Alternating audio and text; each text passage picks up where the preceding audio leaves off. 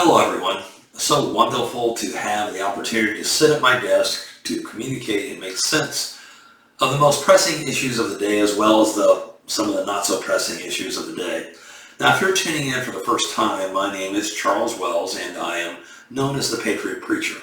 This channel is where together we attempt to make sense of the rapidly changing world around us, to include examining some of the most mind-numbingly absurd assertions from the left in this country that leaves us simultaneously reeling with incredulity at their audacity and disappointed with those who actually believe the ridiculousness of their claims.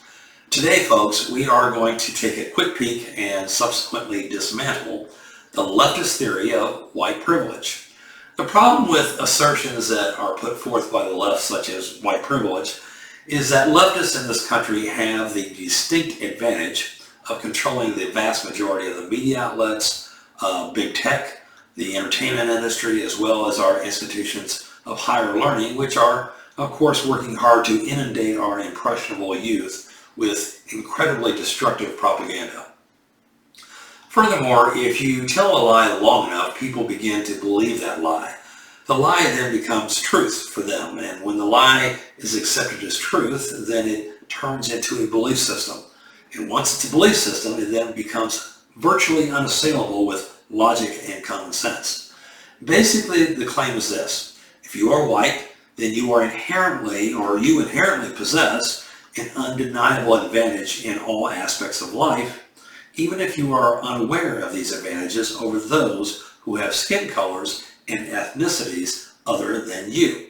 And if you deny such advantages exist as it relates to your skin, then you are amusingly ill-informed at best, or an outright racist at worst. And this privilege supposedly exists regardless of the financial situation you grew up in or how hard you worked to get where you are now. According to the premise, poor white people are just as inundated with white privilege as are wealthy white people. Of course, this is a patently absurd notion. You know, my roots lie in southern Ohio and Kentucky.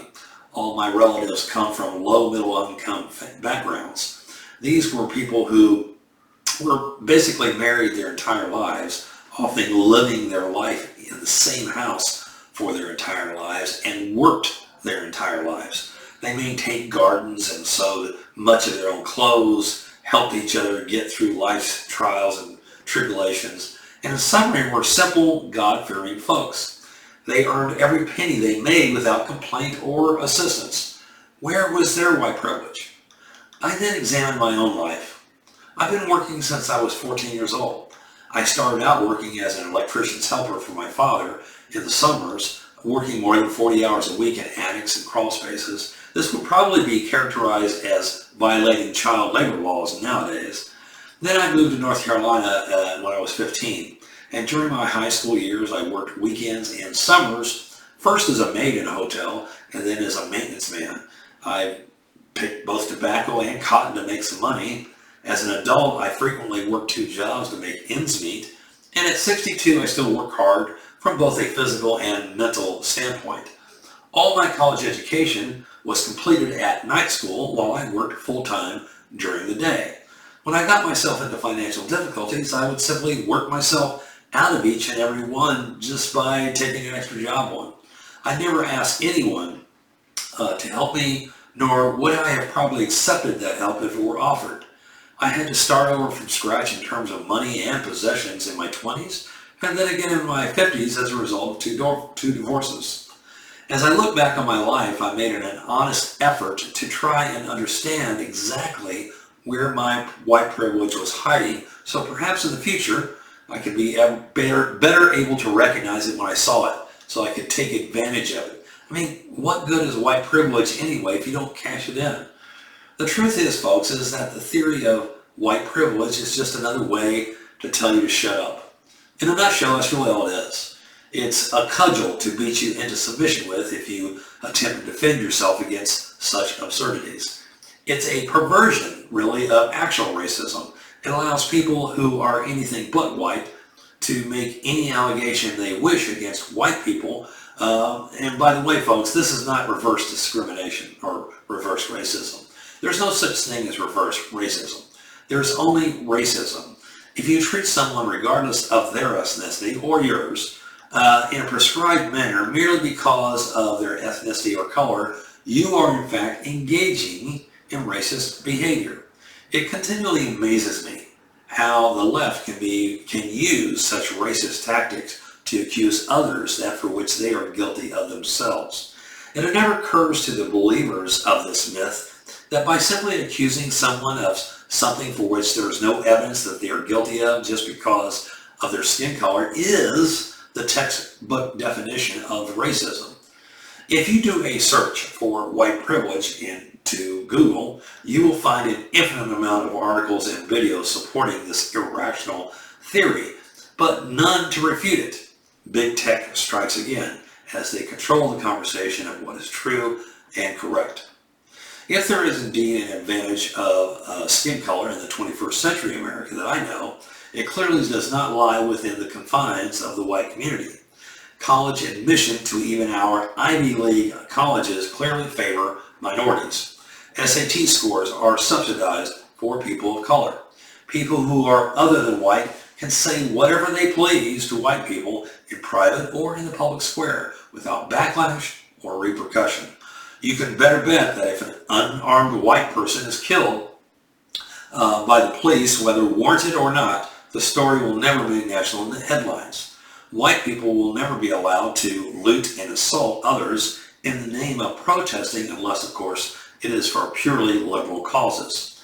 Black people in this country can have TV shows that are clearly racist, such as Dear White People, while whites would be immediately excoriated and canceled if they attempted to display such reprobated behavior. Black comics can openly call white people crackers and other bigoted names, with complete immunity, while the reverse is clearly not permitted. It is easy to point to countless instances of minority privilege. It exists everywhere. So where's mine? Supposedly, if I'm stopped at a traffic stop, then somehow I'm treated differently than people of color. But while I'm not claiming this never occurs, I fervently believe that in most cases, at least, that their perception is based upon what they've been taught rather than reality. A pastor friend of mine who is black calls it driving while black. When I asked him to relate some of the instances in which he was stopped where he thought he was being treated differently simply because of his skin color, his stories didn't sound any different from the ones that I had. I've been followed for several blocks before being stopped. I've been stopped by police who were basically just trying to give me a ticket for something simply because they were trying to make their quota of tickets. I've been asked to show both of my hands at a traffic stop, to keep both my hands on the steering wheel, and other things over the years that irritated me, but never occurred to me that they would be construed as racially motivated. The truth is, perception is reality, folks. If you believe something to be true, it becomes true to you, even if there is no basis in fact for it. The truth is that, statistically speaking, that you are significantly more likely to be shot as a white person in a confrontation with the police than is a black person, even though black Americans are responsible for 53% of the homicides and 60% of the assaults. Now, I covered these statistics in a previous video called Let's Defund Congress, but many people in the black community honestly believe that thousands of black people are being hunted down and murdered for no reason by police officers across the United States. Many times people make assumptions based upon what they've been taught to believe and their influences. Those perceptions directly and indirectly affect their worldview. I'll give you an example. Many years ago, I worked as a computer programmer in the Air Force. I worked in a small, close-knit shop of white male programmers. Because we were close, we would play pranks on each other and give each other a hard time. At one point, one of the white male programmers left for another base, and a black female replaced him. Now, her name was Mary. To make her feel at ease, I treated Mary like I treated all the other programmers. I gave her a hard time, I talked smack to her, etc. You get the idea. What I didn't realize at the time, however, was that she was taking my comments personally and came to the conclusion I was displaying racist behavior towards her and subsequently reported me to our direct boss. Fortunately for me, the boss didn't immediately elevate the issue and had the common sense to try and resolve this conflict at the lowest level. I was given the opportunity to speak with Mary. Now, initially, she didn't want to have anything to do with me. I asked her to give me 5 minutes of her time. She eventually relented and allowed me to explain my behavior. I told her that I never intended to insult her. I thought her to be a very intelligent person, and that basically I was treating her like I treated her, all because I was treating other guys like that, and I wanted to make her feel like she was part of the group. The mistake I made was treating her like that without getting to know her better first. Once she understood my intentions, we became fast friends. Probably we gave each other a harder time with each other than with any of our other colleagues, much to the chagrin of our boss, who would frequently cringe at the things we would jokingly say to each other. My point is this: people are being taught that white privilege exists. Once they are believing it to be a true concept, they look for examples of it all around them to support their belief. Simultaneously, they are exhibiting racist behaviors themselves because they are being taught that it is okay to do so by the left and to retaliate for many of these imagined grievances and transgressions. As a result of all this, we are quickly going backwards, folks. I never in my life thought I would witness a time where racism would be openly accepted and evenly encouraged by the mainstream press toward a group of people, such as white people. I'm seeing segregationist behavior rearing its ugly head again, but this time promoted by black people to separate themselves from white people. What are we doing, folks? And where are we going? We must stop believing the lies and propaganda being fed to us by a predatory press corps. This nation accepts half the world's immigrants. We have more cultures and nationalities coexisting within our sovereign borders than anywhere on earth at any time in human history. People come here to get away from their horrid circumstances and real persecutions that exist in their countries right now, in their countries of origin. We are not an inherently racist country by any measure or stretch of the imagination. But if we don't believe in the founding principles of this nation and work hard to preserve them, we are doomed to participate in the dismantling of what was once a great idea. The idea that we can all live peacefully and respectfully with one another, knowing that we have infinitely more in common than we will ever have that divides us.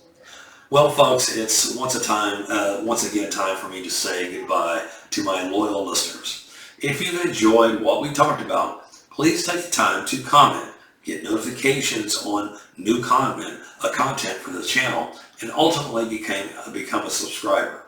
I assure you, you won't be sorry. Until next time, I'm Charles Wells, and you've been listening to The Patriot Preacher. And until next time, I hope your families are well, goodbye, and God bless.